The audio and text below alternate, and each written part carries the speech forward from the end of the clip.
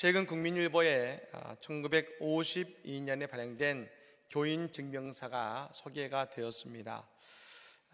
사진에 나온 이게 교인 증명서입니다만 가로 8cm, 세로 12.5cm 크기로 휴대하게 간편하게 만든 이 증명서는 영락교회에서 발행했던 증명서입니다. 앞면에는 교회 직인이 찍혀 있고요. 뒷면에는 영어로 또 영락교회 교인님을 또 소개하고, 그리고 한경직 그 당시에 담임 목사님이시죠. 한경직 목사님의 영어 사인이 거기에 들어 있습니다. 이 증명서는 그 당시 영락교회 농아인부를 맡아서 사역하시던 박윤삼 목사님의 부인인 주근원 사모님에게 발급되었던 것을 이번에 소개가 된 것이죠. 6.25 전쟁 당시에 교회들은 교인들의 안전을 위해서 자체적으로 교인 증명서를 발급했었습니다.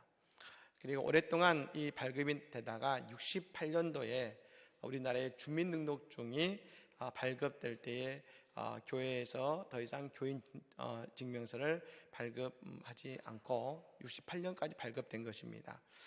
실제로 전쟁 중에 국군과 유엔군은 민간인들이 한강을 도강하는 것을, 한강을 건너서 남쪽으로 내려가는 것을 통제했었습니다. 그래서 한강 다리를 건너기 위해 반드시 공신력 있는 정부에서 주는 증명서가 있지 않으면 그 다리를 건너가지 못했다는 것이죠. 만일 임의로 다리를 건너다가 잡히면 군사재판에 넘겨지곤 했다는 것입니다. 그런데 유엔과 국군이 지키는 그 다리도 말입니다, 교인 신분증, 이 교인 증명서만 있으면 그 다리를 건널 수 있었다는 것입니다. 지금은 여러분 교인 증명서가 필요하지 않는 시대가 되었습니다만, 그러나 오늘 우리에게도 중요한 증명서가 우리 모두에게 있습니다. 그것은 구원받은 자가 가지게 되는 천국시민 증명서인 줄로 믿습니다. 우리는 천국시민 증명서가 있는 것이죠. 또한 예수님의 이름의 권능으로 이 땅에서 주님의 길을 갈 수 있는 사명의 증명증도 우리에게 또한 있는 것입니다.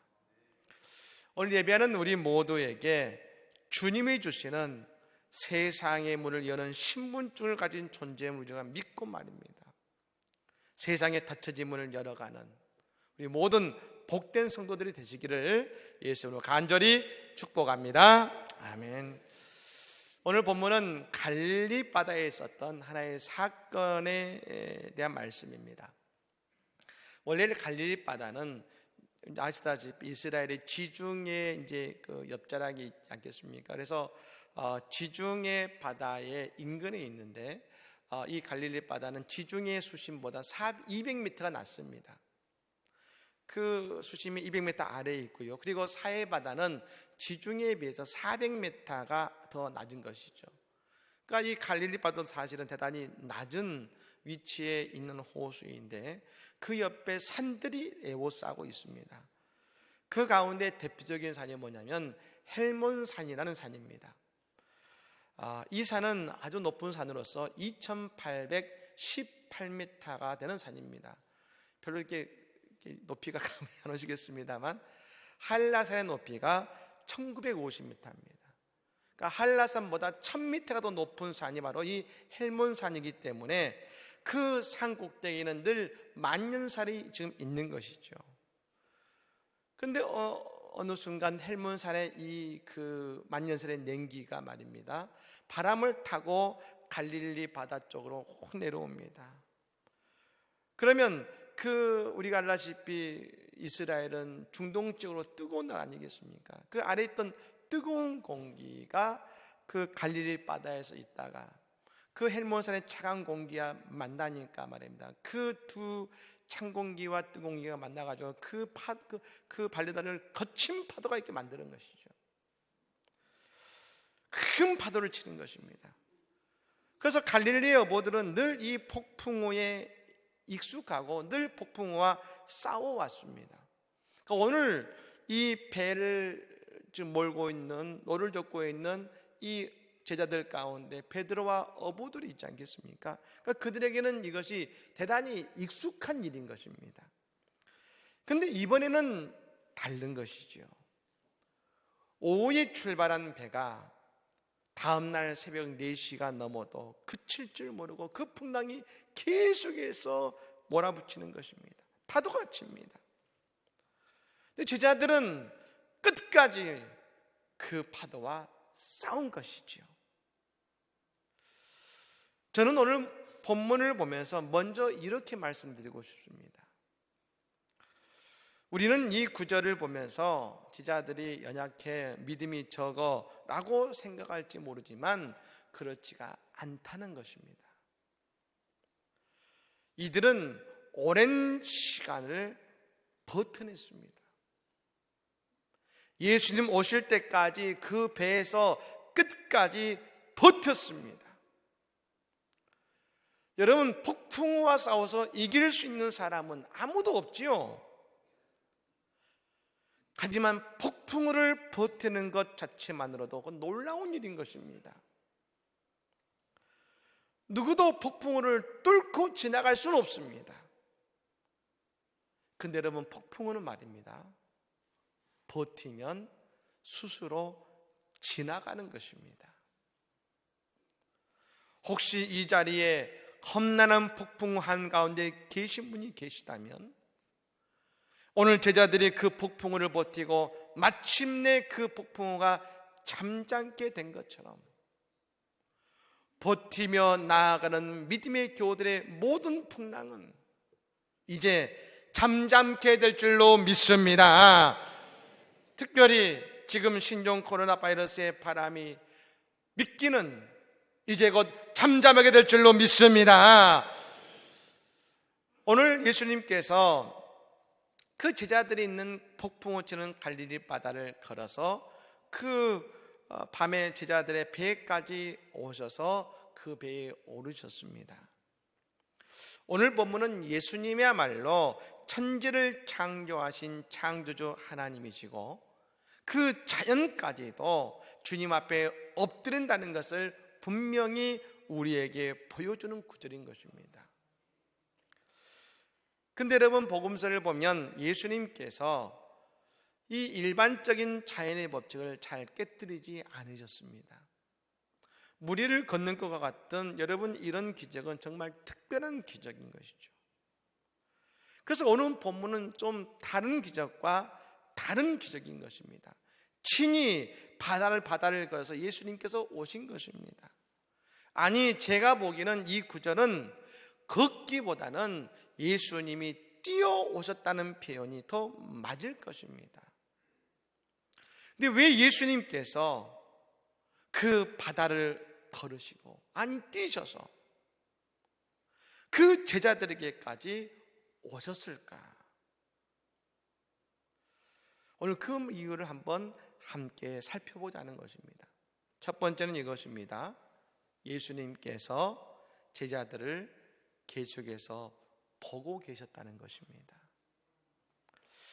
예수님은 분명히 홀로 산으로 올라가셔서 기도하고 계셨습니다. 근데 마가복음 6장에 보면 오늘 마태복음 14장에 나와 있는 이 갈릴리 바다의 기적과 똑같은 말씀이 마가복음 6장에도 나오는데요, 거기에 이런 말씀이 나옵니다. 예수님께서 제자들이 힘겹게 노젓는 것을 보시고 그 바다를 걸어오셨다 했습니다. 저 멀리서 보이지 않는 곳에서 제자들이 힘겹게 노젓는 것을 보시고 걸어오신 것이죠. 물론 예수님께서 제자들을 영적으로 보셨겠습니다만 저는 이 본문이 이렇게 읽혀졌습니다. 예수님께서 밤새 제자들을 위해 기도하셨다. 그러니 제자들이 밤새 그 폭풍우 속에서도 버틸 수 있었다. 예수님께서 밤새 제자들을 위해 기도하셨다. 그 기도를 통해서 제자들의 모습을 친히 보시고 바다를 가로질러 제자들에게 오셨다. 로마서 8장 26절의 말씀에 바울사도는 이렇게 말합니다. 이와 같이 성령도 우리의 연약함을 도우시나니 우리는 마땅히 기도할 바를 알지 못하나 오직 성령이 말할 수 없는 탄식으로 우리를 위하여 친히 간구하시느니라. 성령은 예수의 영입니다. 예수의 영이 우리의 연약함을 도우시고 우리를 위해 기도하시는 영이신 것처럼 말입니다. 예수님께서도 이 땅에 계시면서 무엇보다 기적을 베풀기 그 이전에 무엇보다 모든 일을 기도로 먼저 도우신 것입니다. 오늘 제자들의 풍랑을 예수님도 아셨습니다. 그런데 예수님께서 그곳에 오시기 이전까지 오늘 제자들을 위해 기도하심으로 함께 그 노를 저으셨던 것입니다. 그렇습니다. 저 벳세다에서 가버나움으로 가라고 하신 분은 예수님이셨습니다. 그러니 그 말씀에 순종해서 가는 제자들을 주님은 끝까지 책임지시고 기도하시고 바라보셨던 예수님이신 것을 여러분 믿으시기를 바랍니다. 그럼 오늘 우리도 마찬가지죠. 주의 말씀에 순종하며 우리가 주님을 위해 나아가면 주님은 그런 나를 위해 기도하실 뿐 아니라 내 모든 가는 길을 주님이 보고 계시고 주님이 책임져 주실 줄로 믿습니다. 두 번째로 예수님께서 바다를 걸어오신 이유는 제자들의 순종 때문에 그곳까지 오신 것입니다.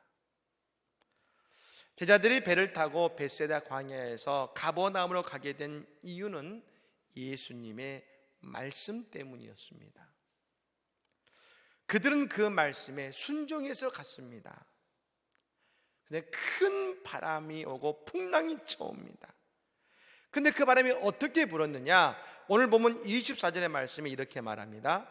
배가 이미 육지에서 술이나 떠나서 바람이 거스름으로 물결로 말미암아 고난을 당하더라. 저 풍랑의 바람은 가버나움으로 가는 제자들의 배를 거슬러서 불고 있었다겠습니다. 거슬러서. 그러니 제자들은 거친 바람을 향해서 가려고 애를 쓴 것입니다. 왜 제자들은 이런 고생을 하고 있는 것입니까? 예수님께서 말씀하셨으니까요. 가라고 하셨으니까요. 제자들의 순종에 대해서 바람은 거슬러 불어 가지 못하게 막고 있는 것입니다. 그러니 말입니다. 제자들이 노를 젓고 가는데 맞바람이 불어서 갈 수가 없으니까 한 두세 시간 노력해 보다가 지금은 도저히 갈 수 없을 것 같네. 다음에 가지. 그리고 다시 벳세다로 돌아갈 수도 있었겠죠. 이 풍랑은 감당이 안 돼. 어부니까 알겠지 않겠습니까? 그러니 잠시 갔다가 다시 갑시다. 그럴 수 있을 것입니다. 그러면서 벳세다로 가도 별 문제는 없었을 것입니다. 아니, 벳세다로 돌아가려 했다면 오히려 그곳으로 향하는 바람 때문에 더 빨리 벳세다로 돌아왔었을 것입니다. 하지만 제자들은 그 길에서 돌아서지 않았습니다. 밤새 가버나움을 향해 가려고 한 것입니다.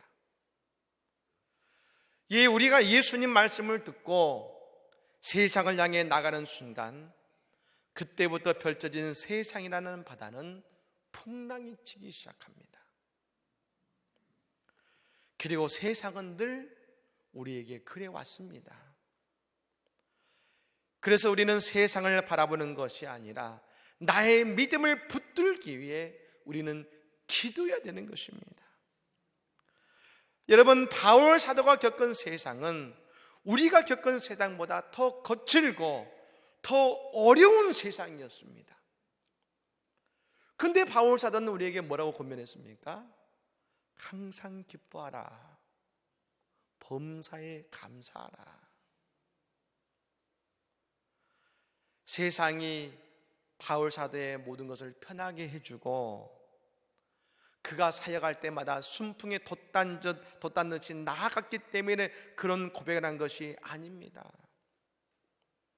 매를 맞기를 얼마나 맞고 강도를 당해 죽을 위기를 당하고 복음을 전할 때는 그를 대적하는 자들이 와서 그를 고발하고 복음을 전하지 맞고 말입니다. 또 복음을 전하려면 간질이 떠서 부르르 떨면서 사람들 앞에 창피를 당하고 말입니다.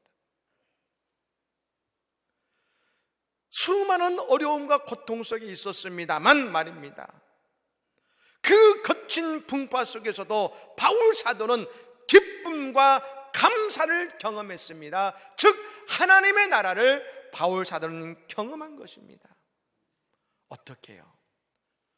주님이 가나가시는 길을 포기하지 않고 그 길을 끝까지 나아갈 때마다, 순종하며 나아갈 때마다 예수님께서 그에게 다가오셨고 그의 인생의 배에 올라와 줬기 때문에 예수님 만나는 순간 모든 걱정과 근심은 사라지고 그의 마음속에 하나님의 나라를 날마다 경험한 것입니다. 그렇습니다. 오늘 제자들에게도 칠흑같이 어두운 바다입니다. 하지만 예수님은 그런 상황 속에서도, 그런 풍파 속에서도 예수님의 말씀을 믿고 그 말씀에 순종해서 묵묵히 그 바다와 싸워온 제자들을 위해서 그 바다를 걸어서, 아니 뛰어서 제자들 앞에 오신 것입니다. 사랑하는 여러분, 오늘도 세상 속에서 믿음으로 힘겨운 싸움을 계속하고 계십니까? 어려운 싸움 속에 계십니까? 예, 우리가 예수님 말씀과 상관없이 그냥 파도가 치니 베세다로 돌아갈 수 있습니다. 하지만 기억하시기 바랍니다. 그러면 늘 우리는 제자리입니다. 늘 제자리예요.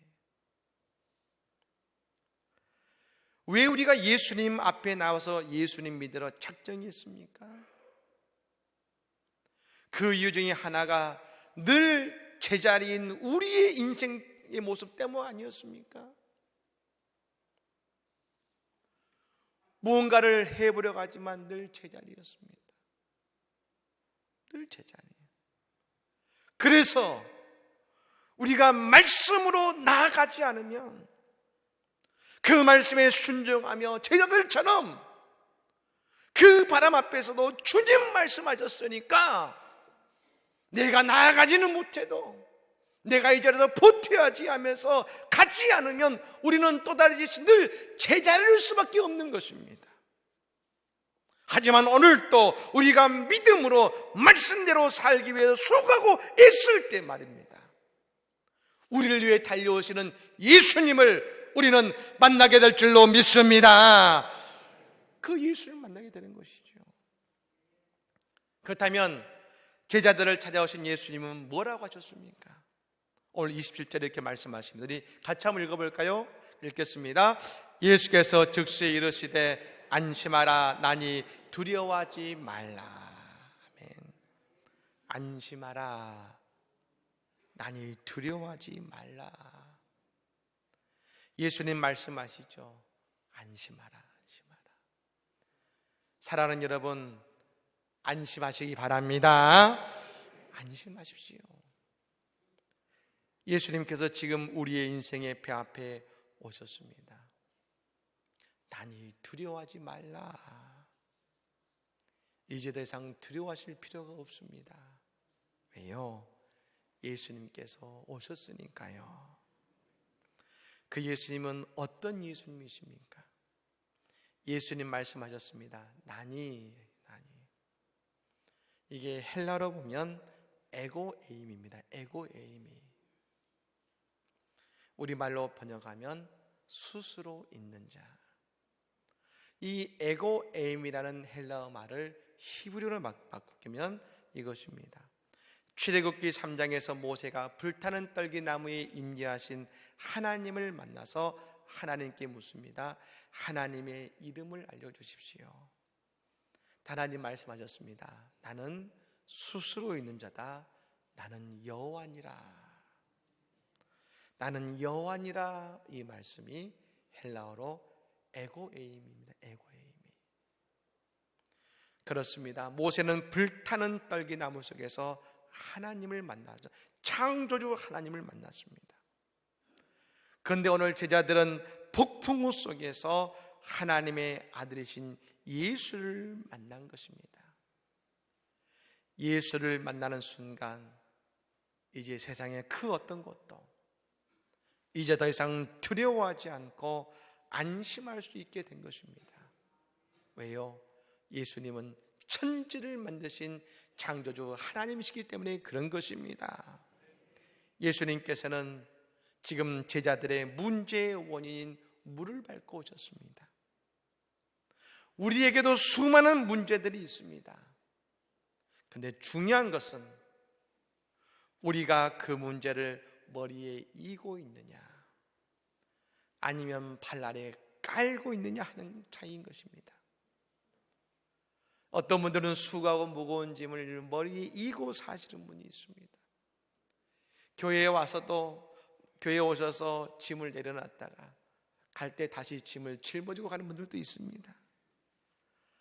하지만 그리스도인의 삶은 무리를 걷는 것 같이 불가능해 보이지만 예수님 때문에 우리는 그 모든 문제를 다 극복할 수 있는 줄로 믿습니다. 여러분, 무리를 걷는 것도 참 어려운 일이지만 우리에게 더 어려운 일도 있습니다. 남을 용서하는 것, 우리의 죄가 용서받는 것, 이건 결코 우리의 노력으로만 되는 것이 아니지 않습니까?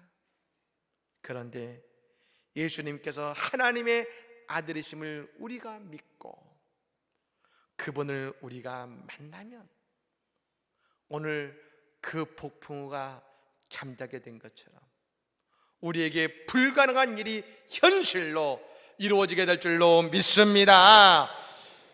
현실이 되는 것입니다. 어떤 독일의 나치 수용소에 2차 대전 때에 나치 수용소에 있었던 어느 할머니께서 그 경험담을 책으로 쓴 이야기 가운데 랍비의 이야기가 있습니다. 그 수용소에는 대부분 유대인들이기 때문에 랍비는 자신의 종족들에게 말했습니다. 여러분, 포기하지 마십시오. 주님은 반드시 우리를 도와주실 것입니다. 그렇게 격려하고 찬양하고 기도회를 늘 인도해 있었습니다. 이 랍비가 즐겨 부르던 찬양이 있었습니다. 밤은 지나가리, 밤은 지나가리, 새벽은 밝아오리, 메시아는 오시리, 곧 오시리. 사람들은 그를 존경하고 따르고 그의 메시지에 용기를 얻었습니다. 그러나 시간이 갈수록 사람들은 지치기 시작했습니다.